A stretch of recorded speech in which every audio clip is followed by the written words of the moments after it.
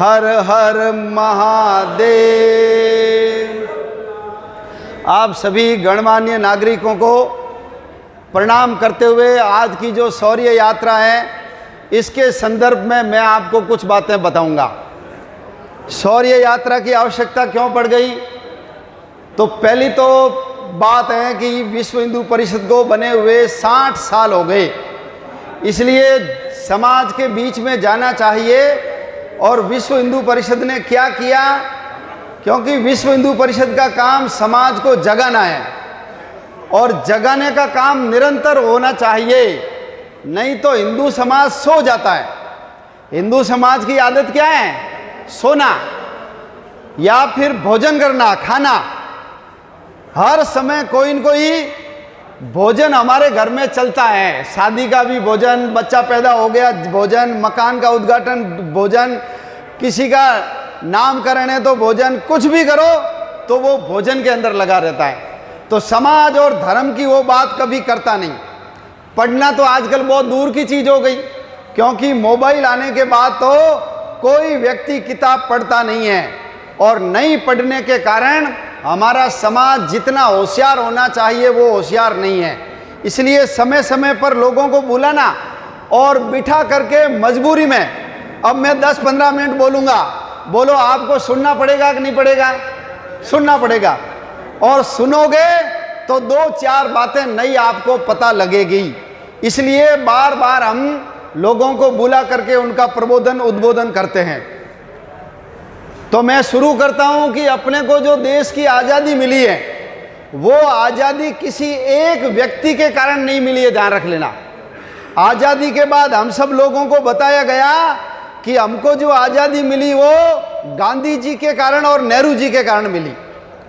उनका भी सहयोग था, उनके कारण भी आज़ादी मिली, लेकिन उनके कारण ही आज़ादी मिली ये एकदम सरासर गलत बात है। लेकिन हमको पढ़ाया क्या गया? हमको पढ़ाया गया, दे दी हमें आज़ादी बिना खड़ग बिना ढाल। आगे मैं नहीं बोलूँगा, आप सब लोग जानते हो। तो मैं आपको कुछ बातें गिनाता हूँ। ये शौर्य यात्रा क्यों है? क्योंकि हमारे पूर्वजों का शौर्य हमको याद रखना चाहिए।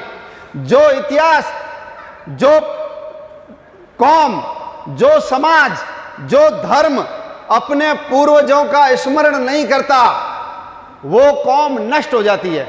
अभी श्राद्ध चल रहे हैं ना, क्यों चल रहे हैं श्राद्ध? हम हमारे पूर्वजों को याद करें। हमारे बाप दादे परदादे किस प्रकार के थे, कैसे महान योद्धा थे, तो कम से कम साल में एक बार तो उनको याद करें, उनका स्मरण करें। इसलिए हम सब लोग अपने पूर्वजों के लिए श्राद्ध करते हैं। तो अपने पूर्वजों का शौर्य का स्मरण करना। समाज जब जब पटरी से उतरता है उस समय कोई न कोई महापुरुष भारत के अंदर जन्म लेता है। आज से 5000 साल पहले समाज पटरी से उतरा, भगवान श्री कृष्ण जन्मे और उन्होंने कुरुक्षेत्र के मैदान में सारे पापियों को मार करके धर्म की स्थापना की। उसके बाद 2500 सालों तक देश और समाज की व्यवस्था एकदम बढ़िया चली, कोई गड़बड़ नहीं हुई। भारत के अंदर जो पहला आक्रमण हुआ वो हुआ आज से 2500 साल पहले। यूनान का सिकंदर, 32 साल का सिकंदर सेना लेकर के आया। लेकिन हम सब जानते हैं जम्मू कश्मीर के पास कठुआ, हमारे कठ गणराज्य, हमारे शूद्रक गणराज्य, हमारा मालव गणराज्य और हमारा राजा पोरस, बोलो सिकंदर को मार मार करके वहां से भगाया या नहीं भगाया? ये बात झूठी है कि सिकंदर जीता। यदि जीत जाता तो जीती हुई सेनाएं कभी भी वापस नहीं जाती हैं। सिकंदर वहां से लौट गया, उनके सैनिकों ने पंजाब के अंदर घुसने से मना कर दिया कि छोटे छोटे राज्य हमारी 12 बजा रहे हैं, तो आगे तो बहुत बड़े बड़े राज्य हैं, हमको पीस करके चटनी बना देंगे, हमारा पता ही नहीं पड़ेगा। सिकंदर को हम सब लोगों ने यहां से भगाया। एक तीर लगा और सिकंदर की सेना सिकंदर की लाश लेकर के बेबीलोनिया पहुंची। ये हमारे पराक्रम का पहला इतिहास है। उसके बाद कुषाण आ गए। हमने कुषाणों को भी जम्मू कश्मीर के गांवों के अंदर, गलियों के अंदर पछाड़ दिया। उसके बाद शक आ गए। अभी शक संवत्सर विक्रमादित्य का नाम सुना होगा। सकारी विक्रमादित्य जिस समय शकों को भगाया, विक्रम संवत चालू किया। और अभी विक्रम संवत कौन सा चल रहा है? 2075। ये विक्रमादित्य ने शकों को भगाया, उसका हमारा इतिहास है। उसके बाद दुनिया की सबसे खूंखार जाति हूण आई, चाइना से घुसी अंदर। ये जो चाइना की दीवार बनी है ना, वो हूणों से रक्षा के लिए बनी। लेकिन हमारे कुमारगुप्त, हमारे स्कंदगुप्त और हमारे यशोधर्मन, इन्होंने मार मार करके, पीट पीट करके इन सब लोगों को भारत से भगाया। 712 में मोहम्मद बिन कासिम ने सिंध के ऊपर हमला किया। हमारे सिंध के राजा दाहर सेन मारे गए, उनकी पत्नी मारी गई, उनका बच्चा भाग करके मेवाड़ में आया। और हमारे मेवाड़ के बप्पा रावल, जिनके नाम पे रावलपिंडी शहर बसा, इतना मारा था मुसलमानों को कि 300 साल तक मुसलमान भारत के अंदर नहीं घुस पाए। उसके बाद हमारे असंगठन, हमारी फूट, हमारे अंदर देशभक्ति का अभाव, और हमने अपने पड़ोस में रहने वाला हमारा ही खून, लेकिन थोड़ी सी अनबन थी, उसको मजा चखाने के लिए हमने विधर्मियों का सहयोग करना शुरू किया। यानी लकड़ी कब कटी? जब लोहे की कुल्हाड़ी में हत्था किसका लगा? लकड़ी का लगा। बाकी मुसलमानों में दम नहीं था कि वो हमसे लड़ सके। याद करो, पृथ्वीराज चौहान जब लड़ रहे थे तो मोहम्मद गौरी की मदद किसने की? याद है ना? जयचंद, जिसका नाम याद होगा जयचंद। कोई अपने बेटे का नाम जयचंद नहीं रखता। सिकंदर जब आया था, हम भी सिकंदर के साथ खड़ा हुआ। महाराणा प्रताप का सगा भाई शक्ति सिंह जाकर के अकबर के साथ मिल गया। इसके कारण हमारा पराभव हुआ, बाकी उन लोगों में दम नहीं था। और उसके बाद मुसलमानों का तो तांता लग गया। इसलिए उनसे छुटकारा पाने के लिए हमारे महाराणा प्रताप खड़े हुए। महाराणा प्रताप, अकबर रात को नींद से जग जाता था कि कहीं महाराणा प्रताप छाती के ऊपर ना चढ़ बैठे। अकबर सुतो ओज के जान सराने सांप, जैसे मेरे सिर के ऊपर कोई सांप बैठा है, ऐसा महाराणा प्रताप को मानता था वो। हमारा अमर सिंह राठौड़, आपको याद होगा, शाहजहां के दरबार में उसके साले की भरी सभा के अंदर सलावत खान की गर्दन काटी, आगरा से घोड़ा कूदा दिया नीचे, बच करके खुद तो आ गया लेकिन घोड़ा मर गया। आज उसकी समाधि बनी हुई है। अमर सिंह राठौड़, दुर्गादास राठौड़, हमारे शिवाजी महाराज 350 लड़ाइयां लड़ी, एक भी लड़ाई छत्रपति शिवाजी महाराज ने कभी हारी नहीं। युद्ध के मैदान में चने खा करके लड़ते थे। और औरंगजेब के लोग पीक थूकने के लिए सोने के कटोरदान रखते थे। ऐसे छत्रपति शिवाजी खड़े हो गए। गुरु गोविंद सिंह जी, अपने माताजी पिताजी का बलिदान, चारों बच्चों का बलिदान। लोगों ने पूछा आपके चारों बच्चे चले गए। गुरु गोविंद सिंह जी ने कहा, देश धर्म के वास्ते वार दिए सुत चार मुए तो क्या हुए, जीवित कई हजार। ये जितने लोग जिंदे हैं, ये सब कौन है? ये सब मेरे ही बेटे हैं। हमारा छत्रसाल, उसको याद करो, छत्रसाल को, महाराजा सूरजमल जाट को याद करो, गोगादेव चौहान, गजनी की सेना को, जाती हुई सेना को भटका करके सिंध के रेतीले टीलों के अंदर पूरी की पूरी सेना को मरवा दिया। ऐसे गोगा चौहान, ये पूरी की पूरी मालिका है। हम सब लोगों ने मुसलमानों का राज्य भारत से समाप्त कर दिया। कितना साम्राज्य बचा? आपकी ये जो चांदनी चौक और दिल्ली, लाल किला, लाल किले से चांदनी चौक और चांदनी चौक से Lal Qila, 1 kilometre by 1 kilometre का राज्य बचा था केवल मुसलमानों का। लाल किले के ऊपर हरे झंडे के साथ मराठों का भगवा झंडा भी लगता था। और मुसलमान अपनी रक्षा के लिए मराठों को टैक्स देते थे। ऐसे समय में धूर्त अंग्रेज भारत के अंदर आया और उन्होंने पहले तो 150-200 साल भारत के इतिहास का अध्ययन किया, समाज का अध्ययन किया। और जब उनको लगा कि ये तो बिखरे हुए हैं, इनके अंदर फूट है, इनमें स्वार्थ है, मैं बड़ा, मेरी जाति बड़ी, ये छोटा, इसकी जाति छोटी, क्यों न इसका लाभ उठाया जाए। इसलिए प्रथम लड़ाई प्लासी की हुई। 1757 में प्लासी की लड़ाई हुई। और हम सब जानते हैं क्लाइव और सिराजुद्दौला दोनों की लड़ाई हुई जितने लोग बाहर खड़े थे वो यदि सब युद्ध में शामिल हो जाते हमारी जीत हो सकती थी। लेकिन याद करो उस गद्दार मीर जाफर को, वो मीर जाफर जाकर के किससे मिल गया? क्लाइव से मिल गया और सारी की सारी बाजी पलट गई और पहला जो साम्राज्य स्थापित हुआ वो बंगाल के अंदर हुआ और धीरे धीरे धीरे धीरे पूरे भारत के अंदर अंग्रेजों का कब्जा हो गया। लेकिन वहां रहे हमारे क्रांतिकारी सुभाष चंद्र बोस जाकर के हिटलर से मिले, आजाद हिंद फौज बनाई और हमारे ये अंडमान निकोबार लक्षद्वीप वगैरह सब के ऊपर कब्जा कर लिया। याद रख लेना, देश को स्वतंत्र करवाने वाला भारत माता का यदि सच्चा सपूत कोई है तो वो सुभाष चंद्र बोस है, ध्यान रखना। उसके कारण आजादी मिली। उस कालजयी महापुरुष को पता नहीं कैसा षड्यंत्र करके मरवा दिया, आज भी रहस्य बना हुआ है। सुभाष चंद्र बोस, वीर सावरकर, 2 काले पानी की सजा, 2 काले पानी की सजा किसी को नहीं मिली। लेकिन सावरकर से अंग्रेज थर्राते थे, अंडमान निकोबार की जेल में भेजा, कोठरी के अंदर चक्की पीसनी पड़ती थी, रात भर खूंटी के अंदर हाथ फंसा करके खड़ा कर देते थे। जितना तेल निकाला जाता था उतना उनको पानी पीने के लिए देते थे। बर्फ की शिलाओं पे लिटा लिटा के हंटर मार मार करके उधड़ी हुई चमड़ी के ऊपर नमक और मिर्च रगड़े जाते थे।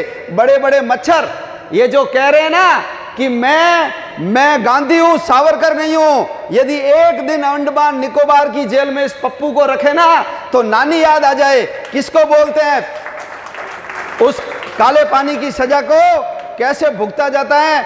6x6 की कोठरी में वहीं खाना, वहीं सोना, वहीं निपटना, सारा काम वहां होता था। हमारा सावरकर, रानी लक्ष्मीबाई अपने बेटे को पीठ पे बांधकर, दोनों हाथों में तलवारें लेकर के, घोड़े की लगाम मुंह में थाम करके अंग्रेजों के मुंड काट काट करके इस धरती को लाल करने वाली झांसी की रानी का पराक्रम याद कर लीजिए।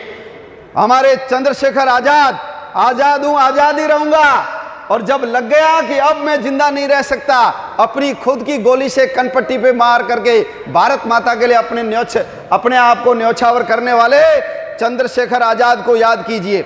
याद कीजिए भगत सिंह, सुखदेव, राजगुरु, बटुकेश्वर दत्त, इन सब लोगों ने बहरे अंग्रेजों को सुनाने के लिए संसद के अंदर जो धमाका किया था, उन लोगों के कारण हम सब लोगों को आजादी मिली है। याद करो प्रफुल्ल चंद्र चाकी को, याद करो राम प्रसाद बिस्मिल को, फांसी होने वाली है, व्यायाम कर रहा है। जेलर ने कहा अभी 10 मिनट बाद तो लटके जाओगे, फांसी पे क्यों व्यायाम कर रहे हो? अगले जन्म में भी मैं मजबूत शरीर लेकर के पैदा होऊंगा और अंग्रेजों को भारत से निकाल के ही दम लूंगा, इसलिए अभी व्यायाम कर रहा हूं। ऐसे ऐसे लोग, हमारा वीर हकीकत रहा है, मात्र 14 साल का हकीकत रहा है। या तो इस्लाम स्वीकार करो वरना गर्दन काट देंगे, गर्दन कटवा ली, लेकिन इस्लाम स्वीकार नहीं किया। हेमू कालानी, छोटा सा बच्चा, और कुछ नहीं कर सकता, रेल की पटरियां उखाड़ करके रेल को उतार सकता हूं, अंग्रेजों की भरी हुई ट्रेन को मार सकता हूं। उस छोटे से बच्चे को भी अंग्रेजों ने फांसी के तख्ते के ऊपर लटका दिया। हमारी दुर्गा भाभी, क्रांतिकारी दुर्गा भाभी, अपने घाघरे में अपनी टांगों के ऊपर पिस्तौल और बंदूकें बांध बांध करके सप्लाई करती थी। भगत सिंह को निकालने का काम किसने किया? रेल से बाहर आ रहे हैं, अंग्रेज पकड़ नहीं ले, दुर्गा भाभी भगत सिंह की पत्नी बनी। ऐसी क्रांतिकारी महिलाएं, हमारी आड़ी रानी, चूड़ावत मांगी सेनानी सिर काट दे दियो, क्षत्राणी, पति लड़ाई के लिए जा रहे हैं लेकिन उसका मन मेरे अंदर लगा हुआ है, हार गया पति, उसके ऊपर कलंक लग जाएगा, इसलिए उसने अपना शीश काट करके किसको भेंट कर दिया? अपने पति को भेज दिया, और पति ने उनकी दोनों चोटियां बांधकर गले में मुंड लटका करके लड़ाई की और विजय प्राप्त की। ऐसी ऐसी महिलाएं याद करो। हमारी झांसी की रानी, हमारी किरणा देवी, बीकानेर की किरणा देवी, अकबर जब 7 रोजे लेता था, उसको पटक करके उसकी छाती के ऊपर बैठ करके कटारी निकाली थी, या तो ये प्रथा बंद कर दे वरना तेरे प्राण ले लूंगी। ऐसी ऐसी वीरांगनाओं के कारण हमारा देश स्वतंत्र हुआ है। किसी चरखे से या तकली से डर करके अंग्रेज यहां से नहीं गए। गुलाब की कली सजाने के बहाने अपने शेरवानी के तीसरे बटन होल में या कबूतर उड़ाने से ये अंग्रेज यहाँ से लड़ करके नहीं गए हैं। अंग्रेज लड़कर डर करके गए हैं वो हमारे शौर्य और पराक्रम के कारण। इसलिए अपन सब लोगों को उन पूर्वजों का स्मरण करना चाहिए। 1925 से संघ चल रहा है और जो आज जागृति आई है, जागृति का जो कारण है, मोदी जी तो अब आए हैं, लेकिन अपनी ये साधना कब से चल रही है? 1925 से। कितने सभाएं की, कितने आंदोलन किए, कितने पथ संचलन निकाले, कितने हिंदू सम्मेलन किए, तब जाकर के समाज में जागृति आई। और जब राम मंदिर का आंदोलन शुरू किया, गांव गांव गली गली हर हिंदू को झकझोर करके रख दिया। और जब देश आजाद हुआ, महान घटना हुई। ऐसी की ऐसी महान घटना 6 दिसंबर गीता जयंती 1992 की थी, ध्यान रखना। हिंदुओं ने कोई वीरता का काम किया, कोई महान काम किया, वो तारीख कौन सी थी? गीता जयंती 6 दिसंबर। और 6 दिसंबर के बाद और 6 दिसंबर के पहले भारत का शौर्य और स्वाभिमान, हिंदुओं का आत्मविश्वास, आप देख लीजिए, दिन रात का परिवर्तन हो गया। जो कार सेवक बलिदान हो गए, उनके बलिदानों के कारण ही आज भारत के अंदर हिंदुत्व की लहर चारों ओर फैली हुई है। याद करो, मैं आपको एक छोटा सा उदाहरण देता हूं। अब चाइना के अंदर एशियाड गेम्स चल रहे हैं। क्या आज से पहले भारत ने 108 पदक जीते? नहीं जीते। 108 पदक जीत करके आया है भारत। पाकिस्तान को केवल 3 पदक मिले हैं। पाकिस्तान को केवल 3 पदक मिले हैं और हमने हमारे इतिहास में 108 पदक जीते हैं। ये किस लिए जीते हैं? मन में एक गर्व का भाव आ गया कि हिंदू का मतलब कमजोर नहीं है, हिंदू का मतलब कायर नहीं है, हिंदू का मतलब लाइन में सबसे पीछे खड़ा हुआ, ऐसा नहीं है। जैसा अंग्रेजों ने हमको इंडिया शब्द दे करके बनाया। इंडिया का मतलब क्या होता है? दकियानूसी, पिछड़ा, एकदम बिगड़ा हुआ। ऐसे लोगों को इन्होंने इंडिया शब्द दिया। याद करो, वेस्ट इंडीज है कि नहीं? रेड इंडियन, नंगे रहते थे, उनको इंडियन बोला। और हमारा भी शौर्य और स्वाभिमान खत्म करने के लिए अंग्रेजों ने भी ऐसे षड्यंत्र किए। हमको कहा आर्य बाहर से आए, कहीं से नहीं आए, बाहर से। यदि बाहर से आते तो हमारे कोई अवशेष तो होते, हमारे नदी, पहाड़, हमारे पवित्र स्थल, हमारे मठ, मंदिर, ये सब भारत के अंदर है। हम कहीं बाहर से नहीं आए। पहला मनुष्य जन्मा वो हिंदू था, और वो कहाँ जन्मा था? वो भारतवर्ष के अंदर जन्मा था। हम कहीं बाहर से नहीं आए। इन्होंने कहा हम बंदरों की संतान है। अरे बंदरों की संतान तुम होंगे। अंग्रेज वैसे बंदर जैसे होते हैं, बुरे बुरे। समुद्र में कीड़ा बना, उसकी पूंछ निकली तो मछली बन गई, मछली की पूंछ घिस गई, मेंढक बन गया, मेंढक की पूंछ निकल गई, बंदर बन गया, और बंदर की पूंछ घिस गई तो आदमी बन गया। बोलो हमको पढ़ाते कि नहीं पढ़ाते? और यदि पूंछ घिसने से ही आदमी बना है तो बोलो सारे के सारे बंदर आदमी बनने चाहिए कि नहीं बनने चाहिए? बंदर बंदर ही है, मछली मछली है, मेंढक मेंढक ही है, आदमी भी आदमी है। हमको झूठ मत पढ़ाओ, हम तो साक्षात भगवान की संतान है। कहीं दूत आया, कहीं पैगंबर आया, कहीं भगवान नहीं आया। मुसलमान तो आज भी कहता है खुद आ। तू दूत भेजता है, पैगंबर भेजता है, बेटा भेजता, खुद क्यों नहीं आता? उन्होंने कहा मैं तुम्हारे यहां कभी भी नहीं आऊंगा। कारण आप देखो, अभी इजराइल के ऊपर हमला किया है हमास ने, छोटी छोटी बच्चियों के साथ बलात्कार किया है, महिलाओं को नंगा करके उनके जुलूस निकाले हैं, मरी हुई महिलाओं के साथ भी इन्होंने बलात्कार किया है। ऐसा इनका चरित्र है। और ये आक्रमण हमारे बाप दादे परदादे, हमारी दादी नानी हजारों सालों से सहती आई है। इसलिए उन बेचारियों ने, कोमलांगी ऐसी ललनाओं ने, अबलाओं ने जलना स्वीकार कर लिया, लेकिन मुसलमानों के साथ वो कभी भी नहीं गई। याद करो पद्मिनी का जौहर, याद है ना? 16,000 रानियों के साथ जल करके चली गई। याद करो कर्मावती का। ये सारे क्यों हुए? मरना था तो किले से कूद सकती थी, जहर खा सकती थी, कटारी भी पेट में चुबा सकती थी, लेकिन वो जानती थी मुसलमान तो मरी हुई महिलाओं से भी बलात्कार करते हैं। इसलिए मैं जल करके अपने शरीर को राख बना दूंगी, मेरे मरे हुए शरीर को भी वो टच नहीं कर पाए। इसलिए उन्होंने जौहर स्वीकार किया, जौहर स्वीकार किया। और हमको ये पढ़ाते हैं कि हमको बिना लड़ाई के, बिना खड़ग और ढाल के ही आज़ादी मिल गई।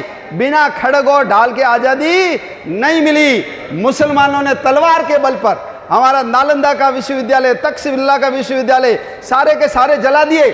45 करोड़ लोगों को मारा मुसलमानों ने, याद रखना, 45 करोड़। अंग्रेजों ने, जिनको हम ईसाई बोलते हैं, उन लोगों ने हमारे 5 करोड़ लोगों को मारा है। ऐसे 50 करोड़ लोग मरे, तब जाकर के 15 अगस्त 1947 को आज़ादी की देवी का पदार्पण भारत में हुआ। मुसलमानों ने हमारी जमीन हड़पी। पाकिस्तान हमारा था, अफगानिस्तान हमारा था, नेपाल हमारा था, भूटान हमारा था, तिब्बत हमारा था, म्यांमार हमारा था, इधर इराक और ईरान हमारा था। ये मक्का और मदीना का पुराना नाम मक्का और मदीनी है, ये हमारा था। बाली, जावा, सुमात्रा, इंडोनेशिया, मलेशिया, थाईलैंड, ऐसे 24 टुकड़े हो गए देश के। ये सब हमारी जमीन थी, लेकिन हमारी फूट, हमारे असंगठन, अंगुलियों की तरफ बिखरा हुआ हिंदू, मुट्ठी की तरफ बंधा नहीं, इसलिए हमारी जमीन हमसे चली गई। भारत में जो छुआछूत है ना, ये छुआछूत मुसलमानों के कारण आई। हमारे समाज में कोई ऊंचा नीचा नहीं था। हमारे यहाँ वर्ण व्यवस्था थी, जाति व्यवस्था कभी भी नहीं थी। आज भी सरकारी भाषा में हम कहते हैं ना, ये फर्स्ट ग्रेड है, ये सेकंड ग्रेड है, ये थर्ड ग्रेड है। और जो झाड़ू लगाता है, टंकोरी बजाता है, आए गए को पानी पिलाता है, ऐसे चपरासी को क्या बोलते हैं हम? ये 4th क्लास है, 4th क्लास। लेकिन आज जब 4th क्लास बोलते हैं तो उसको गर्व होता है। 4th क्लास की नौकरी लगती है, 25 नौकरियां होती है, 50,000 फॉर्म भरे जाते हैं। इसलिए वर्ण व्यवस्था थी, लेकिन अंग्रेजों ने धूर्तता से उस वर्ण व्यवस्था को जाति व्यवस्था में बदल दिया। भगवान राम सबरी के बैर खाते, भगवान श्री कृष्ण विदुर के घर में जाते हैं। वेद व्यास की माँ सत्यवती एक नाव चलाने वाली मल्लाह महिला थी। भगवान हमारे जो परशुराम जी हुए, उनकी पिताजी उनके क्षत्रिय थे, लेकिन माँ रेणु, पिताजी ब्राह्मण थे, लेकिन माँ रेणुका क्षत्रिय थी। तो कोई भी किसी भी वर्ण में जा सकता था। विश्वामित्र जो राजा थे, लेकिन तपस्या करके बोलो वो ब्रह्म ऋषि बने कि नहीं बने? और भगवान श्री कृष्ण ने भी कहा है, चातुर्वर्ण मया सृष्टम गुण कर्म विभाग। ये 4 वर्ण जो मैंने बनाए हैं, ये गुण और कर्म के हिसाब से बनाए। लेकिन हम सब जातियों में बंट गए। आज भी हिंदू समाज हमारे जैसा भाई है, जिसके घर में गाय है, वो अंदर मंदिर रखता है, राम राम बोलता है, लेकिन नीची जाति का है, ऐसा बोल करके हम उसको अपने घर में नहीं आने देते। ये सफाई कर्मचारी है, हम उसको लोटा नहीं देते, उसको चाय का कप हाथ में नहीं देते। अरे गंदगी तो मेरी माँ ने भी मेरी उठाई है, और उसी हाथ से हमको रोटी बना के खिलाई है। हमारी गंदगी हम साफ करते हैं, उसी हाथ से रोटी खाते हैं। घर में कुत्ता रखते हैं, बिल्ली हमारे भगवान का प्रसाद खा जाती है, चूहा हमारे घर के अंदर घूमता है, और किसी घी के पीपे में चूहा गिर जाए तो हम सब लोग चूहे को बाहर फेंक देते हैं। घी कभी भी बाहर नहीं फेंकते। बिल्ली यदि दूध पी करके चली जाए 5 लीटर भगोले में, 2 चटकारे मार करके, हम कभी भी दूध बाहर नहीं फेंकते। तो क्या वो कुत्ते और बिल्ली से भी खराब है? हमारे भगवानों ने जो किया, दुर्योधन के मेवा त्यागे, साग विदुर घर खाई, सबसे ऊंची प्रेम सगाई, ऐसा हम गीत बोलते हैं। अपन सब लोग इस चीज को छोड़ें, अन्यथा ये सब लोग ईसाई बन जाएंगे, ध्यान रखना। आज अपने यहाँ पर चुपचाप साइलेंट रूप से ईसाईकरण का काम हो रहा है। घर घर के अंदर चर्च बन रहे हैं, और हमारे जो SC ST OBC ये जो निर्धन लोग हैं, हम उन बस्तियों में जाते नहीं हैं, ये जा करके उनको ईसाई बनाने का काम कर रहे हैं। कारण जनसंख्या बढ़ेगी तो देश के ऊपर कब्जा हो जाएगा।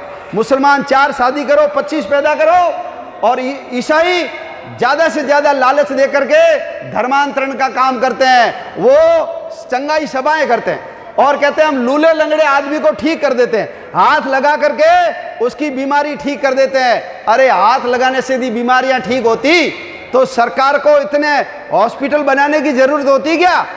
तुम सब जगह चर्च बना लो, और जितने लोग हैं उनको हॉस्पिटल की जगह चर्च में लाकर ठीक कर दो। और यदि इसी से ही बीमारी ठीक होती है तो मदर टेरेसा जो सबसे बड़ी डॉन थी धर्मांतरण की, उसको जब हार्ट अटैक हुआ तो वो हाथ लगाने से ठीक नहीं हुई, उसका बाईपास सर्जरी कराना पड़ा। मदर टेरेसा की आंखें खराब हो गई, उसको हॉस्पिटल में ले जाकर के ऑपरेशन कराना पड़ा। तो जब तुम चमत्कार से ठीक करते हो तो मदर टेरेसा को ठीक कर देते। ये सब झूठी बातें हैं, इसलिए अपने को सचेत और सावधान रहना पड़ेगा। इसलिए इनके भ्रम में नहीं है ना, अंग्रेजों ने तो बहुत भ्रम किए, लेकिन आजादी के बाद भी इस कांग्रेस सरकार ने हमको उल्लू बनाने के लिए कुछ बातें की। मैं 2-4 बातें बता करके अपनी बात पूरी करूंगा। नंबर पहली बात, हम सब लोगों को जिस समय आजादी मिलने वाली थी उस समय जिन लोगों की लीडरशिप थी, वो लीडरशिप कहां से पढ़ करके आई थी बताओ? नेहरू जी भारत में पढ़े क्या? गांधी जी भारत में पढ़े क्या? नहीं पढ़े। अंग्रेजों ने प्लांट किया इनको, और आजादी मिलने के बाद हमको यही कहा गया कि आजादी दिलाने का काम इन लोगों ने किया है। क्या? एक पत्थर 100 चोट मारने से टूटता है, 99 चोटों तक पत्थर नहीं टूटा, लेकिन जैसे ही 100वीं चोट मारी और पत्थर टूट गया, तो क्या केवल 100वीं चोट का ही महत्व है या उन 99 चोटों का भी महत्व है? बोलो भाई। 99 चोट पड़ी इसलिए 100वीं चोट में वो पत्थर टूटा। इसलिए अपने यहां पर केवल और केवल बताया गया कि इनकी कारण आजादी मिली। नोट के ऊपर फोटो से लेकर के जितने भी हवाई अड्डे हैं, जितने भी पार्क हैं, जितने भी पुल हैं, जितनी भी सड़कें हैं, केवल एक ही परिवार की गाथाएं गाई जाती है, तो उसके कारण नहीं मिली। दूसरा, देश हिंदू राष्ट्र बनना चाहिए था, लेकिन हिंदू राष्ट्र नहीं बना, धर्मनिरपेक्ष बना। और धर्मनिरपेक्षता का मतलब होता है हिंदू समाज का नुकसान और ईसाई और मुसलमानों का फायदा। इसी का नाम धर्मनिरपेक्षता है। आज भारत के अंदर 3 करोड़ मुसलमान थे 1947 में, आज 18 करोड़ हो गए। और पाकिस्तान में 3 करोड़ हिंदू थे, वो आज घट करके केवल 95 लाख ही बचे हैं। बाकी सब कहाँ गए? उन बेचारों को मार दिया, उनकी बेटियों को ले गए, शादी करने के लिए लड़कियां नहीं है। तो ये धर्मनिरपेक्ष देश घोषित होने के कारण हमारे ऊपर ये आज संकट खड़ा हुआ है। हमको अंग्रेज शब्द क्या है भाई? अंग्रेज का मतलब क्या होता है? हिंदू कहीं समझ ना जाए कि ईसाई बड़े खतरनाक होते हैं, इसलिए ईसाई शब्द को लोप करके हमारे सामने एक नया शब्द गढ़ा गया, उसका नाम है अंग्रेज। अपन सब ये बोले कि हमारे ऊपर अंग्रेजों ने राज नहीं किया। किसने राज किया था? ईसाइयों ने। मुगल का मतलब क्या होता है? अरे मुगल तो मुट्ठी भर थे, ये बाकी जितने लोग आए वो सब मुगल थे क्या? इराक, ईरान, तुर्किस्तान, अजरबैजान, समरकंद, ताशकंद, ये इतने लुटेरे आए थे, ये सब मुगल थे क्या? नहीं थे। ये सब मिलाकर के क्या है? मुसलमान। तो 200 साल की गुलामी के बाद आजादी नहीं मिली, हमको 1200 सालों की गुलामी के बाद आजादी मिली है। इसलिए मुगल की जगह मुसलमान शब्द बोलना है, लेकिन हमको उल्लू बनाने के लिए इन्होंने मुगल शब्द भारत के अंदर इजाद किया और हम सब लोग आज इन शब्द को बोलते हैं। 15 अगस्त को देश क्या हुआ? क्या हुआ 15 अगस्त को? देश, बोलो तो सही, हम सब आजाद बोलते हैं। ये सबसे बड़ी मक्कारी और झूठ फैलाया कांग्रेस ने। देश आजाद नहीं हुआ, देश के टुकड़े भी हुए। बोलो, जन्म देते समय मां की मृत्यु हो जाए तो बच्चा जब बड़ा होगा उसका जन्मदिन मनाएंगे, तो उसको बताएंगे कि नहीं बताएंगे कि बेटा आज तेरा जन्मदिन है, लेकिन आज तेरी मां ने मर करके तुझको पैदा किया है। बोलो, उस बच्चे को बताएंगे कि नहीं बताएंगे? बताएंगे। लेकिन हमको ये बोलने के लिए, नहीं बोलने के लिए मजबूर किया। इसलिए देश आजाद हुआ, लेकिन देश के टुकड़े भी हुए। ये बात हम सब लोगों को याद रखनी पड़ेगी। क्यों? क्योंकि हमारा देश खंडित हुआ, हमारी जमीन चली गई। इस बात को यदि याद नहीं रखेंगे तो आने वाले समय में देश के टुकड़े और होंगे और हमारे मन में कोई पीड़ा नहीं होगी। इसलिए अपने को याद रखना है, देश का विभाजन हुआ हमारी कमजोरी के कारण। गांधी जी ने कहा था देश का विभाजन मेरी लाश के ऊपर होगा, और बाद में जब पूछा तो उन्होंने कहा क्या करें, बड़ी मजबूरी थी। एक तरफ दंगे हो रहे थे, एक तरफ विभाजन की बात थी, हमने दंगों को न पसंद करके विभाजन पसंद किया। यानी आजादी मिली वो किसके कारण मिली? मजबूरी के कारण। इसलिए हम बोलते हैं मजबूरी का नाम महात्मा गांधी, ये बोलते हैं। तो अपन सब लोग याद रखें, हमारी भूमि थी, हमारी सिंधु नदी चली गई, हमारा ननकाना साहब नानक देव जी पैदा हुए चला गया, हिंगलाज माता का मंदिर चला गया, भगवान राम के बेटे लव ने लाहौर बसाया, लाहौर चला गया, तक्ष ने भगवान राम का भाई भरत का बेटा तक्ष, उन्होंने तक्षशिला बसाया, तक्षशिला हमारे हाथ से चला गया, हमारी झेलम नदी चली गई, हमारा पाणिनि ने जो अष्टाध्यायी लिखी पेशावर चला गया, भगत सिंह सुखदेव राजगुरु को जो फांसी पे लटकाया वो लाहौर चला गया, महाराजा हरि सिंह नलवा मुसलमान लोगों को इतना पीटा था कि पुरुषों को सलवार सूट पहनने के लिए मजबूर कर दिया। आज भी पठान सलवार सूट पहनते हैं। बच्चे रोते थे तो माँ कहती थी बेटा सो जा वरना हरिया आ जाएगा, वो नलवा आ जाएगा। ऐसा जिसका खौफ था उसका लाहौर चला गया। और यदि हमारे मन में पीड़ा नहीं हुई तो ये और स्थान चले जाएंगे। इसलिए देश की आज़ादी के साथ देश का विभाजन, ये हम सब लोगों को याद रखना है। इसलिए आप सब लोग, हमारे पूर्वजों के बलिदान के कारण हम जिंदा हैं, तो हम यदि मेहनत नहीं करेंगे तो आने वाले समय में हमारी बहन बेटियां जिंदा रहने वाली नहीं है। इसलिए दुकान मकान शादी विवाह घर बार ये तो जीवन है, ये जंजाल है, ये चलेगा। भगवान आपको 200 साल की जिंदगी दे देगा तो भी बोलो ये मकर जाल कभी कम होगा क्या? नहीं होगा। इसलिए घंटा 2 घंटा सप्ताह के अंदर 1 दिन, महीने में 2-3 दिन आप सब लोग हिंदू धर्म के लिए लगा हुआ जो संगठन है विश्व हिंदू परिषद, बजरंग दल, दुर्गा वाहिनी, मातृशक्ति, उसमें आप आकर के समय दीजिए, सहयोग कीजिए, तभी गौ रक्षा हो पाएगी, तभी देश अखंडित हो पाएगा। तभी 30,000 मंदिर हैं जिनको तोड़ के मस्जिदें बनाई है उसको हम वापस ले पाएंगे। जनसंख्या नियंत्रण कानून लागू करना पड़ेगा, नहीं तो ये मंदिर फिर तोड़ देंगे। आने वाले 50,000 साल तक देश में हिंदुओं की संख्या 80% से कम नहीं हो और मुसलमान 20% से ज़्यादा नहीं हो, ऐसी व्यवस्था बोलो हमको करनी पड़ेगी कि नहीं करनी पड़ेगी? ये कोई नहीं सोचता, ये केवल अपना संगठन सोचता है।